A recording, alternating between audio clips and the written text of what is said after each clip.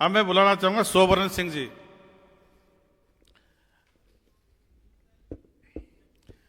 और आप लोगों में इतना जोश, उत्साह और समझ मतलब वाकई में काबिल तारीफ है। जितनी प्रशंसा की जाए उतनी कम है आप लोगों की। तो मेरे को जो विश्वास होता है ना, भाई क्यों बदल नहीं सकते। बहुत सारे लोग कहते हैं अरे ये तो ऐसे ही रहेगा। मेरे को बहुत कहते हैं अरे भैया अभी तो तू पोस्ट पे है, जैसे ही तेरी नौकरी हटी तेरे साथ कोई नहीं आएगा। तो मैं कहता हूं यार कोई नहीं आएगा तो मैं अकेला भी करूंगा और जीवन भर भी करूंगा मैं, मतलब मुझे हारना आता ही नहीं है। लेकिन मुझे जैसे मैं वरिष्ठ स्थिति सोच के चल रहा था, लेकिन स्थिति उससे काफी उलट है। मुझे अभी तक इतना जोर भी नहीं आया। मुझे नहीं तो कोई मतलब कोई सरकारों ने भी मतलब मेरे नेगेटिव कुछ नहीं किया, सपोर्ट नहीं किया, वो अलग बात है, लेकिन नकारात्मकता कुछ नहीं की। और जनता ने भी इतना बुरा नहीं माना। उल्टा गांव गांव में चर्चा हो रही है। मेरे को कई गांव से फोन आते हैं, जैसा हमारे गांव में बैठे रहिए, यूं कह रहे हैं कि यार भगवान नहीं होता। मैंने यार भगवान भी नहीं होता, अल्लाह भी नहीं होता, गॉड भी नहीं होता, वाहिगुरु भी नहीं होता। इसलिए ये सबको एक साथ अपन कहते हैं ना जो तुमको ठीक लगता है। नहीं तो लोग सोचते यार हिंदुओं को मिटा के मुसलमान तो नहीं बनाने के चक्कर में पड़ा लेकिन अपन तो सबका कहते हैं। इसलिए मैंने पकड़ रखा क्योंकि इसकी हैबिट डालनी पड़ती है। अन्यथा तो अपन से क्या आमतौर पे ईश्वर ईश्वर निकलता, अल्लाह निकलता नहीं है, गॉड निकलता नहीं है। तो इसकी हैबिट पटकनी पड़ती है। जो हैबिट पड़ जाती है ना, फिर अपने वो सारे शब्द एक साथ आने लग जाते हैं। धन्यवाद।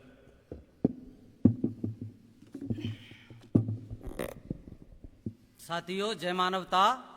मैं धौलपुर से सोबरन सिंह सर के साथ काफ़ी समय से जुड़ा हुआ हूँ। और जब बात इस अंधविश्वास पे चलती है तो मैं मेरे जीवन की ये घटना बताता हूँ कि मैंने ये अक्सर कर देखा है कि सबके पास जैसे आजकल 4 व्हीलर है ना, तो उसमें भी वो एक मूर्ति टाइप में रख लेते हैं। तो मैंने 2015 में एक गाड़ी खरीदी थी, डस्टर। तो मैंने क्या है, शुरुआत से ही उसमें कुछ नहीं रखा। और कुछ नहीं रखने के बाद घर वालों ने भी मुझे तरह तरह से डांटा, इसका पूजन करना है, इसका ये करना है। तो मैंने वो भी नहीं किया। लेकिन देखने में ये आता है कि वो जानबूझ करके हम लोग बढ़ावा देते हैं उस चीज़ को। और मैं आज तक उसी गाड़ी से अपनी यात्रा कर रहा हूं और मुझे आज तक कुछ नहीं हुआ। एक अगर इधर उधर हम देखते हैं कि जो संस्थान होते हैं या हम कोई नया काम खोलते हैं, कोई बिजनेस डालते हैं, या गाड़ी पे जो भी देंगे वो धार्मिक नाम देंगे या धार्मिक नाम लिखेंगे। मैंने उसी दिन से मेरी गाड़ी पे मेरा ही नाम लिखवाया, तो भी मुझे कुछ नहीं हुआ। तो ये मैं सबसे बड़ा सबूत हूँ। मुझे 10 साल हो गए इस कार्य को करते हुए, तो मुझे कुछ नहीं हुआ। एक बार मेरे को डर आया कि कहीं ईश्वर होता तो नहीं है, कहीं ये ईश्वर कोई क्या है। तो वो जो डर था, उस डर को निकालने के लिए मेरा गांव बरौली है और बरौली से वाड़ी की जो दूरी है वो 30 किलोमीटर है। और मैं घर से निकला तो मैं सोच रहा था कि आज मुझे ईश्वर की परीक्षा लेनी है, ये वास्तव में है या नहीं है। तो मैं ऐसा सोचते हुए मेरी गाड़ी लेकर के निकला। तो घर से जैसे ही निकला तो छींक हुई। तो उस छींक से मेरे को एकदम वो थोड़ा मन में संकोच तो पैदा हुआ, क्योंकि मैंने परीक्षण किया ही नहीं था, लेकिन विचार मेरे अंदर चल रहा था।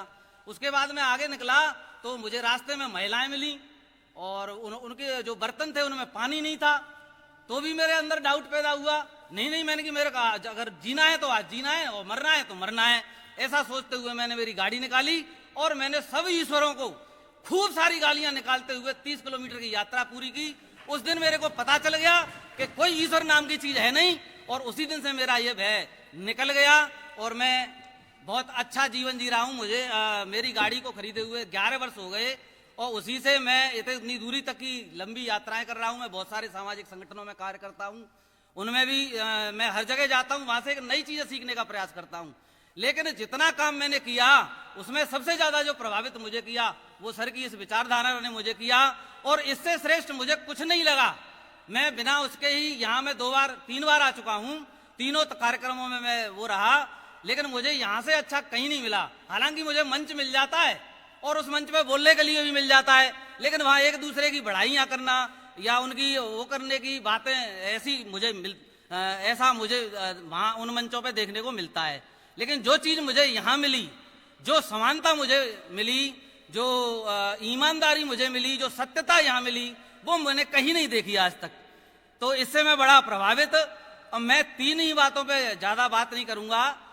विज्ञान क्या है, इंसान और प्रकृति, इन तीनों पे कुछ कविताएं हैं। इनके बारे में ही मैं थोड़ा सा बोलना चाहूंगा कि लोग मेरे विचारों के कारण ऐसा अनुमान लगाते हैं कि मैं एक नास्तिक हूं, जबकि मैं खुद को एक इंसान कहता हूं और वो भी एक आधा अधूरा इंसान हूं, पूरा इंसान बनने की प्रक्रिया में हूं। मुझे कभी कभी भी ये यकीन था उस खुदा पर कि जिसने ये कायनात बनाई, जो समय समय पर नबियों की फौज को धरती पर भेजता है, जो आसमान से बयानबाजी करता है, फिर भी हमेशा छुपा रहता है। मुझे भी भरोसा था खुदा की उस जात पर जिसने 7 आसमानों को 6 दिनों में पैदा किया, जिसने धरती को चादर की तरह बिछा दिया और फिर एक सूनी धरती की गोद में एक मर्द और एक औरत को पैदा किया। कभी मैं भी मानता था कब्र के उस अजाब को, आखिरत के हिसाब को। जब तक मैं इन सभी बातों को मानता था तब तक मैं एक मुसलमान था। ये शकील प्रेम जी की कविता है और उनकी लिखी हुई बातें हैं। इन्हीं पर मैं चलता हूं या चल रहा हूं, या इनसे मेरे अंदर काफी बदलाव आया है, इसलिए मैं इसकी बातों को ही कह रहा हूं कि इससे ज्यादा मेरी कोई पहचान ही नहीं थी और इस पहचान से ज्यादा मुझे कोई दरकार भी नहीं थी। फिर कुछ ऐसा हुआ कि सब कुछ बदलने लगा, क्योंकि मैं सवाल करने लगा, तर्क पर उतर आया क्योंकि मैं सवाल करने लगा। हालांकि मेरे सवालों की शुरुआत तो बहुत पहले ही हो चुकी थी, लेकिन तब मेरे सवाल मेरी बचकाना बातें साबित कर दी जाती थीं। लेकिन जैसे जैसे मैं थोड़ा बड़ा हुआ, मेरे सवाल मुझसे भी बड़े होते गए। मैंने पूछना शुरू किया कि जब वो खुदा कहता है कि हो जा, तो एक झटके में वो हो जाता है, वो जो चाहता है तो वो ही हो जाता है।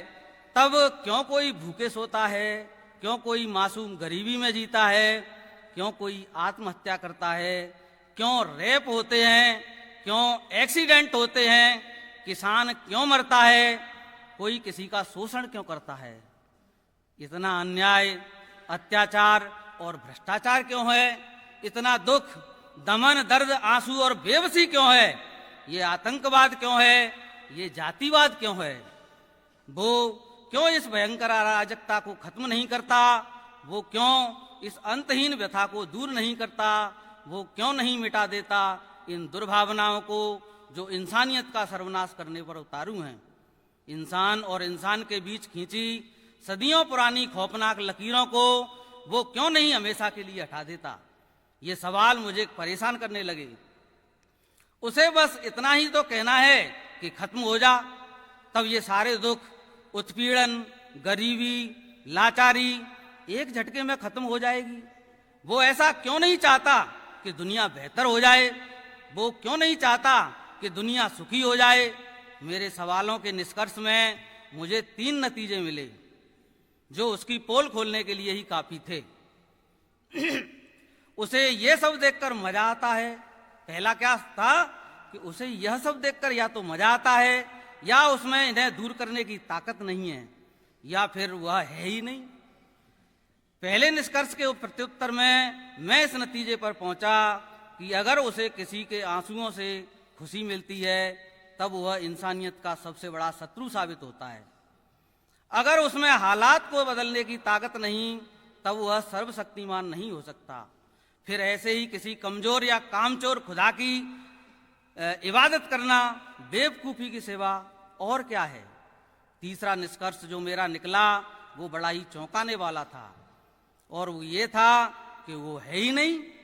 अगर वह है ही नहीं तब उसके नाम पर धर्म का इतना बड़ा आडंबर क्यों, ये मंदिर, मस्जिद, चर्च और ये आश्रम क्यों, नमाज और पूजा किस लिए, हज और तीर्थ यात्राएं किस लिए, कुर्बानी और बलि क्यों, लाखों करोड़ों की तादाद में वो धर्मगुरु किस लिए, वो एक झूठे ईश्वर के नाम पर आलीशान जिंदगी जी रहे हैं, वो झूठे खुदाओं के नाम पर अय्यासियां कर रहे हैं।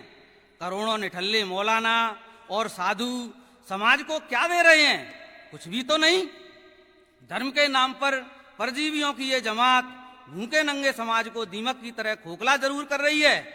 कहाँ है वो खुदा, कहाँ है वो ईश्वर, कहाँ है वो वाहे गुरु। ये सारे सवाल मुझे हैरान करते रहे। मेरी ये स्वाभाविक वेदनाएं मुझे परेशान करती रहीं। शायद मेरी इन्हीं कुंठाओं के कारण लोगों ने मुझे नास्तिक कहना शुरू कर दिया। हालांकि तब तक मैं नास्तिकता की परिभाषा भी नहीं जानता था। मेरे सवाल जैसे जैसे जवान हुए आसमानी किताब पर खड़ी 1400 साल पुरानी इमारत मेरे सामने ही खंडहर में तब्दील हो गई। मेरे लिए इस खंडहर में अब कुछ नहीं बचा था। मैं निकल पड़ा उन दूसरे ठिकानों की ओर जहां मुझे मेरे सवालों का जवाब मिल पाता। बहुत खोजा, बहुत ढूंढा, लेकिन मेरे सवाल अधूरे ही रहे। दूसरे मजहबों की आसमानी किताबों में भी मुझे वही षड्यंत्र नजर आया जो मैंने इधर देखा था। इसलिए इन सब को इकट्ठा कर मैंने रद्दी में फेंक दिया। मैं इंसान बनने की प्रक्रिया में आगे की ओर बढ़ा ही था कि लोगों ने मुझे नास्तिक कहना शुरू कर दिया। जो लोग पहले मुझे मजाक में नास्तिक कहते थे, वे अब खुले तौर पर मुझे नास्तिक कहने लगे। काफी समय तक मैं इस बात में अंतर नहीं कर पाया कि इस तरह नास्तिक कहकर लोग मुझे गाली दे रहे हैं या फिर वे कोई मुझे विशेष उपाधि दे रहे हैं। मुझे नास्तिक होना पसंद नहीं था, क्योंकि मुझे एक इंसान बनना था। मैं एक इंसान बनने की प्रक्रिया में था, मैं नास्तिक था ही नहीं। मैं हर उस बात का विरोध करने लगा जो मानवता के खिलाफ एक साजिश थी। धर्म, जाति, संप्रदाय, धर्म ग्रंथ और इन पर आधारित परंपराएं और मान्यताएं, इन सब का षड्यंत्र मैं समझ चुका था। अगर ये सब चीजें मानवता के पक्ष में होती तो हालात इतने बुरे न होते। इसलिए मुझे खुद पर यकीन था कि मैं सही था। मैं इस नतीजे पर पहुंच चुका था कि कहीं कोई ईश्वर, खुदा, भगवान नहीं है। अगर एक प्रतिशत वह है भी है तो हमें उसकी जरूरत भी नहीं है। अगर किसी को उसकी जरूरत है भी तो उसे एक दायरे से बाहर नहीं होना चाहिए।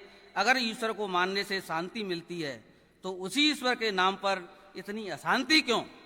अगर आपके मन की चार दीवारी में आपका ईश्वर कैद रहे तो इससे मानवता का कोई नुकसान नहीं।